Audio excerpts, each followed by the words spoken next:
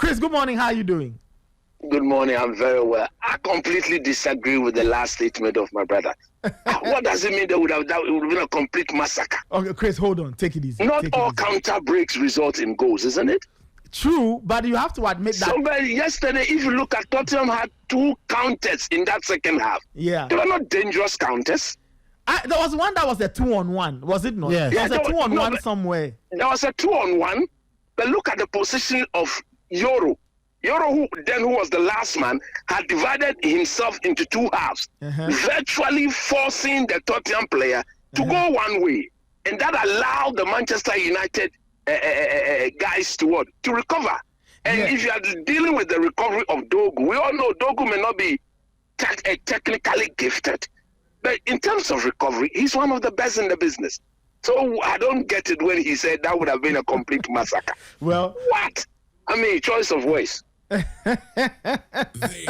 Anyway, Chris, your thoughts on the game last night. You and I spoke after the game. I was very disappointed with the outcome, and it's one of those moments where I've seen the game a few times after that. I still cannot believe some of the decisions Ruben Amorim made in terms of the starting 11. Why do you think he would have made such a decision? Mason Mount and Luke Shaw. Is he on the part of Luke Shaw? You cannot fault the manager, because at the end of the day, throughout the season, who has he been playing there? He's been playing Dalot. Dalot had just returned from injury.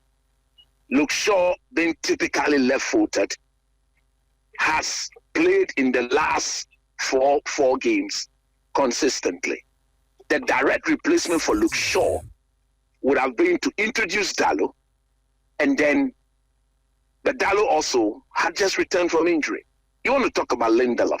Every Manchester United player knows that, or supporter knows that. You cannot trust Victor Lindelof in such big games. And then at the end of the day, it was so unfortunate that Luke Shaw had the ball ricocheted off his body, and Onane's reaction was virtually slow, and then the ball ended up into the back of the net. I had no doubt whatsoever that a Tottenham player wouldn't put the ball in our net, because they are not accustomed to winning trophies.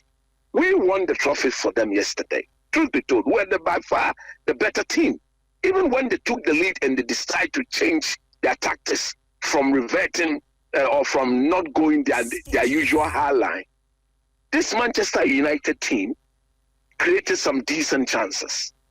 And I felt that if they had a proper striker, which is something we've all said from the very beginning, you don't put the responsibility of goal scoring of a big team like Manchester United into a 22-year-old hand. Rasmus Hojlund has never been at this current stage of his footballing career. He doesn't have what it takes to shoulder the goal scoring responsibility of Manchester United. So yes, you may look at the introduction of Mason Mount as well. Truth be told, it was between Mason Mount and Alejandro Ganacho. I would have started Ganacho. But in recent times, I am the only person on record in the whole Ghana who has been supporting Ganacho. Every player, even people in your studio there, have said Ganacho should be sold. He doesn't deserve to play for Manchester United and all that. And I say, if you have a 20-year-old who consistently, when he's on the pitch, create problems for the opposition defender, you may want to question his final decision. Yes, I agree. But if you look at this match, I don't think any player, apart from Ahmad, I don't think any player has got the ability to worry defenders with the ball, running at them, dancing past them, creating an anxious moment for the opponent than Alejandro Ganacho. Now, the people at Manchester United, the big men, they said Jim Ratcliffe and co. Don't forget, they want to sell the boy to make money. They want to sell the boy to satisfy. So I'm sure that has gotten to the manager. And the manager will tell them that, look, already they wanted to sell the boy in January. This manager stood his ground and said, no, right, you cannot let Rashford go, which you all agree, Anthony go, and you don't replace, and you want to sell Alejandro Ganacho. So at the end of the day, you may look at the relevance and the importance of Ganacho to the Manchester United setup. On that score, I completely disagree with anybody who say Ganacho should be sold. If you sell Ganacho today for whatever amount of money, Nathan, mark it on the wall. 3 years from now, that ball will be worth, if not twice, thrice the amount of money that you are going to sell him for today. So I completely disagree with selling him. But Chris, have you listened to Ganacho's comments after the game? No, I've not heard that. Please, okay. What did he say? Now, Ganacho said, to paraphrase his words, I've played all the matches in the competition, and in the final, I get only 20 minutes. We have been horrible this season. We haven't beaten anybody in the league. I'm going to enjoy my holidays, and I'll think of the next step. I'm just paraphrasing.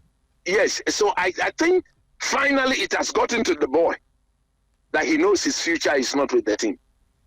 Because if he knows at age 20, and you are playing for Manchester United, and your future is with Manchester United, he dare not make such statement. To be sincere with you, it has gotten to him, and he knows that they are going to sell him. That is why he will say such a thing. Because you dare not question the decision of your coach. Who is Ganacho? What has he achieved? He played every minute since Ahmad got injured. When Ahmad was fully fit, he was used sparingly in the setup. At the time, in the quarterfinals, in the semifinals, both legs, Ahmad had gotten injured. You and I know that when Amorim came, he started with him. In the first 2 games, he didn't do well, and then he benched him. He became an integral part of the team when the team got struck by injuries. So what sort of statement was that? If I'm the manager, I'm selling him quick, because what he has said is an indictment on not only the manager, but the entire playing body. If you look at Amorim's system, he plays 2 number 10s. Ganacho as a wing back will not flourish. As one of the number 10, he's had miserable times. The same question was posed to Amorim. You hear what he said? He said, who squandered the most important, the first glorious chance against Athletic Bilbao in that second? It was Ganacho who did that. You cannot be apportioning blame. We lose as a team, we win as a team. For a 20-year-old, he must be spoken to. Those in and around him will have to advise him against making such statement. He's been part of a disgraceful season. He should not exempt himself out. What was the guarantee that had he started the game, Man United would have won? What was the guarantee? He's played so many games this season. He started so many games this season. What was the guarantee that had he played, the team would have won? Of all the games that he started, percentage-wise, how many did the team win? So, that was so, if true, of course, I have no reason to doubt what you just told me. But the fact still remains that if he indeed made that statement, believe you me, Nathan, I'll be shocked if Ganacho is a Manchester United player next season. Already, they are thinking about selling you. This manager has supported you. Every manager, every coach has a decision to make. And I think that Ganacho could have started ahead of Mason Mount. I would have taken that decision. I would have said so. But when he was introduced against Chelsea, you may question Mason Mount going forward. But Mason Mount all-round performance in terms of tackling, keeping the shape of the team, making sure that defensively that the team is solid, nobody questioned that. I spoke to you yesterday after the game, and I said that my worry with Amorim yesterday was the fact that he delayed the Ganacho substitution. If he didn't start with him, I would have introduced him at the beginning of the second half. For him to have given him 20 minutes, I think, look, 20 minutes in the final is a lot of time in football. Technically, he was given 27 minutes. Because if you add the extra time or the stoppage time that was added, that was 27 minutes. Okay? So if you are given a 27 minutes in a big final, it's a lot of minutes for you to make an impact. After all, those of us who support Manchester United, how many minutes was Ole Gunnar Solskjaer given in 2009, in 1999? He was given 3 minutes. In 3 minutes, he made his mark, and as a result of that, he's now become a club legend. So if the coach gives you 27 minutes, he said 20 minutes, but in total, it is 27 minutes. If the coach gives you 27 minutes, If there was anything you could have done, you should have done it. When a player speaks like this, he's practically a bad loser. And for me, you don't want such bad losers in your team. I don't want him to be sold. I don't want them to sell him. But if these are the sort of utterances he's going to come out with in the major final, then it is better he's shipped out, and then you bring in somebody who will accept that when we lose as a team. When we win as a team. Simple as that, my brother. Anyway, so 2 questions. One, what's next? Okay, no, before we go to what's next, Tottenham Hotspur, Ange Postecoglou, what did you make of how they handled the game last night? And in answering that, where do you think they go from here?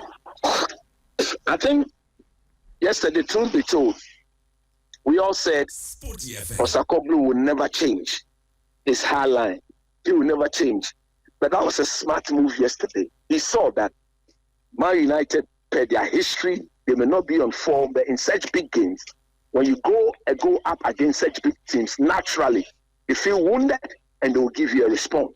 And so at the end of the day, he saw the need that there's a goal to protect. We have a lead. Let's go on and protect that lead. So that was a very sensible thing on his part, which, of course, every practical for once, he decided to be very pragmatic and very, very practical. And you want to support him for that. And that was a sensible move on his part. 2, going forward, what is very, very clear is the fact that they are now in the Champions League. Will they keep him? I don't think they will keep him. But if they decide to keep him, then he needs to now understand that, yes, you can adapt to your high line, but there are times where under the circumstance, you should show a bit more respect to the opposition. And again, be a bit more pragmatic. So for me, going forward, I will be surprised if they keep him. But if they decide to keep him, then of course they'll need to back him in the market. Spurs, I mean, they don't have quality in depth. They have players, but the depth of their team in terms of quality required for the Champions League, I think it is substandard, and they will have to improve. Is he the man for the Champions League, or is he the man for the next campaign? That Mr. Levy and Co will make that decision. But if I'm the one, I don't think I'll keep him, because over the stretch of 18 games, I'm not sure he's the man for the job, Nathan. Wow, you think Spurs will have to move on from him? Yes, because you see, his ways of doing things don't guarantee you success over the long run. Because don't forget, what you need to accept that it is not about winning knockout games or one-off games. Every good team is assessed, or every team is supposed to be assessed over the league season. And if you look at the way he does his things, you cannot trust him. Looking at the competitive nature of the EPL, he's not the sort of manager you can trust. Look, this league is going to be even more competitive from next season. My Manchester United, your Manchester United, surely will not be this bad next season. Manchester City will come and compete. You expect Arsenal to come and compete, Villa, Newcastle. So if Spurs are going to be in the Champions League, they'll be playing Wednesday, they'll be playing weekend. The quality is not as they experience in the Europa League. So that is a completely different ballgame. So you want a manager who will remain very, very pragmatic, read the situation, respect the opponent, and against devise strategy that will make sure that they can last the distance, or they can go the distance with some form of pride and dignity. And a team like Spurs, this is their worst ever season they've had in the Premier League, just like Manchester United. Surely the two of them cannot be this bad. Okay? Surely. And he has built this team. He's been there, don't forget, he's been there for 2 years, 2 seasons now. Next season will be his 3rd season. They could decide to give him the benefit of the doubt. But what is going to happen is that when the season starts, he'll be under immense pressure to hit the ground running. And if that happens, what you don't want to do is what Manchester United did in keeping Ten Hag. Maybe they should have sacked Ten Hag just after the FA Cup, gone for Amorim, backed him with the players they bought, get them to do pre-season, fit into his system, and move on. But if you don't sack Poch and you keep him there, and the season starts and things doesn't go, then where have you been, or what would you have achieved? You wouldn't have achieved anything. and you would have rather caused the team to retrogress. All right, finally, what's next for Ruben Amorim? He says if the club says he's not good enough, he'll go. He won't even take compensation. But of course, I love this manager, isn't it? But I love him. He's not. He says he's not a quitter. There are some people who say that this stubbornness is what will eventually sink him. No, you see, the stubbornness in him, I believe, is what is going to make him a great manager. He's stubborn for a reason. If you listen to him carefully, he's always said, now when I met the people, I told them the way I would do my things. I told them, if I'm the one you are coming for, this is my system, this is my style, I will not change it. What most people are forgetting, he didn't want to take the job at the time he took it. He wanted the job at the end of the season so that he will now, from afar, assess the Manchester United players and say, get rid of this, get rid of this, get rid of, bring me A, B, C, D. If you are Manchester United, Lindelof is going, Evans is going, Eriksen is gone, Rashford will not come back, Anthony will not come back, Malasha will not come back. These are all first team players. Let's assume that Manchester decide to keep all the players they have now, apart from those 6 that I have mentioned, and then go back into the market and directly replace all the 6 with Amorim type of players, the players that was fit into this back 3 and then 4 and then 2-1 system. Manchester United becomes a better team. People are watching. The problem at Manchester United is not Ruben Amorim. It's the fact that this team has been bought or is owned by people who should be backing this manager. The problems of goal scoring was there. They couldn't even get him one player in the January market. One striker, Kolumweni, was available for less than £1.5 million on loan. They couldn't do it. If they had gone to PSG and shown them how much did Juve pay for Kolumweni, €1 million just to loan him for the rest of the season. Imagine you put Kolumweni in this Manchester United team with Rasmus Hojlund supporting him. Things get better. Yesterday, just look, a half-fit Joshua Zirkzee, who is not a natural striker, comes into the game for just 15 minutes. Look at his presence. Look at his output. We didn't see Rashford do any of that the entire time, 80-plus minutes that he stayed in the game. So what you now need to do, I love him. How many times have you heard coach says, if you sack me, I'm not going to demand any compensation? How many times have you heard that? We've never heard that from any coach. Give me one example of a coach who is so confident in himself and said that, look, if you sack me, if you think I'm not good enough, I'm gone and I'm not going to demand for any compensation. This is the sort of person you want to work with. This person is truthful to his conscience and is truthful to what he believes in. And what we need to do is to back him. Nathan, maybe after this, you may want to end the thing, but I'll be available if you want to ask further questions. Okay. I mean, okay. If you look at the way the game went yesterday, and if you look at Manchester United of late in the last 4 months, things may not be going on well in terms of result in the EPL. But look at the games against Manchester City. Look at Old Trafford. Look at the games against Wolves. Look at the games against Fulham. Look at games that United lost. These were games United perfectly dominated. But we were not putting our chances away. I can clearly see what this manager is trying to do. I can see the system. I can see the shape of the team. I can see the balance in the shape of the team. We are not giving chances away. Yesterday, how many chances did we present to Spurs? How many shots did Onana have to save? He didn't even save. Onana didn't even make a save. The only save that he should have made was when the ball ricocheted off Luke Shaw and ended up in the back of the net. Can you point to a chance that Spurs created yesterday that forced a save out of Onana? That speaks. Chris, I get you, but you see, the point is, it's become a pattern, and that pattern exists that whenever Man United play well, strangely enough, they never win games. It is when. So who do you blame for that? You don't blame the manager. It is when they play this strange type of chaotic football, back forth, and then they end up winning games. So the question people ask is, what is the problem? Why is it that when United will do things that Barcelona will do, Man City will do, Liverpool will do, Arsenal, Chelsea, whoever, they get the ball, they dominate, they win games, and Man United don't win games? Yes. So if you look at it, they get the ball, they dominate. The question is, they create the chance, but they don't put it away. And that is not coaching. That is player-oriented. Because the coach will not come onto the pitch to put the ball in the back of the net for you. He won't do that. His responsibility is to tell you how to play the game within the system. Now, once you do that within the system, are you creating the chances as a result of that? Yes.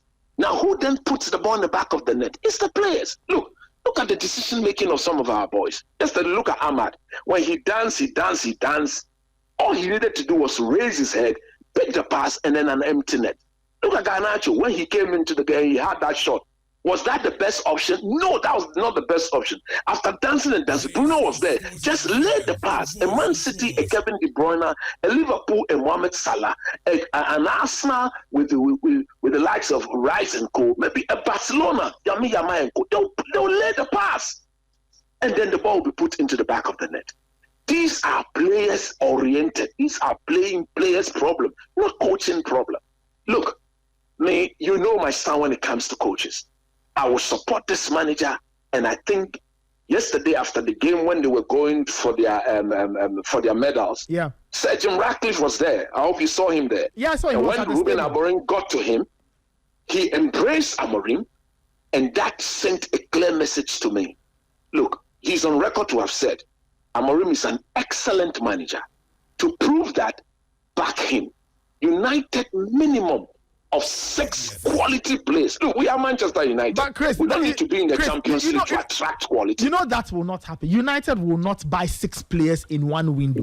Even if they have to buy 6 players in one window. Nathan, look at it. Hold on. The point is, even if they have to buy 6 players in one window, what kind of players are they going to buy? The problem has always not been is who they buy. It's whether they have the right quality. United will throw money about and not still buy players to resolve problems.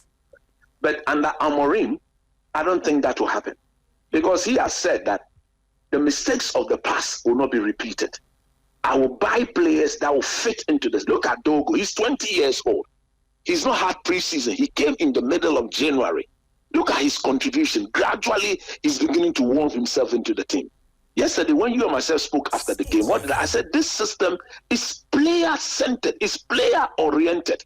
So now listen to this manager. Don't be autocratic. Don't be bossy.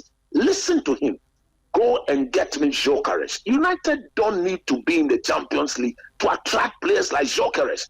If you can give Rashford £350,000 a week for no work done, with the relationship Amorim has got, Amorim made Gyökeres who he is today. We all knew Gyökeres was in the Premiership. He was shambolic. Nobody wanted him. He went to the Championship. Amorim told the people of Sporting to go and bring him. And he brought him. And the boy is now a top striker in the world. Listen to this manager. Get him his... Look, they have no excuse. Because I've just told you, there are 6 exiting first-team players. 6 of them are exiting. 6 of them. Even there are more than 6 of them. Okay. Lindelof, Evans, Rashford, Anthony, Eriksen. There are more than 6 of them. They are exiting. So the people at United can't tell me, can't tell you, can't tell the people, the fans of United, they don't have money to spend to... You are not strengthening, you are replacing. They need to go and replace the 6 exiting players. After replacing them, before you think about strengthening. When Varane, Pogba and Cole left, United didn't strengthen. United replaced them. So you, for now, we are telling the people, Jim Ratcliffe and the Glazers and Koda, look, go and just replace the 6-7 players that are leaving the team because of contract have expired and all of that. Replace them with the Amorim type of system players. And Nathan, I have promised the whole Ghana that I will dance a Apiki in 2 years. I know what I'm talking about. Can't worry, cry no more. In 2 years. In 2 seasons. In 2 seasons. Well, this season was the... United are not playing European football next season. No, I'm talking about winning the league. winning the two seasons. But United are far away from winning the league. No, what I'm saying is that I'm not saying we are going to win the league the season coming. That's what I've said. The season this after season is a write-off.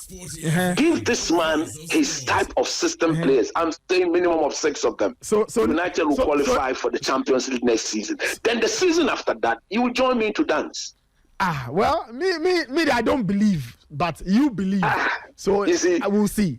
Chris, thank you so much. Oh,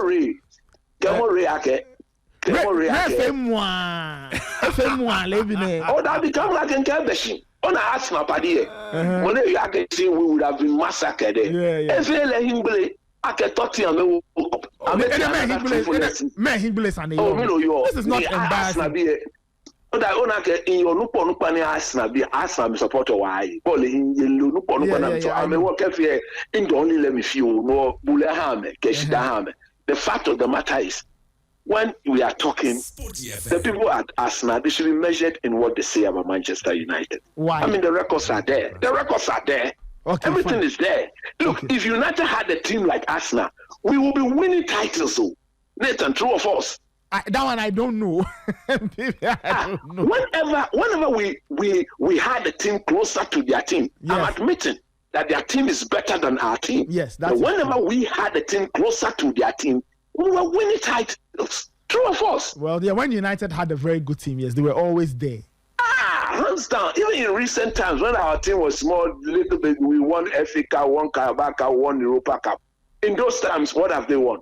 The most I'm working. Anyway, Chris, thank you so much.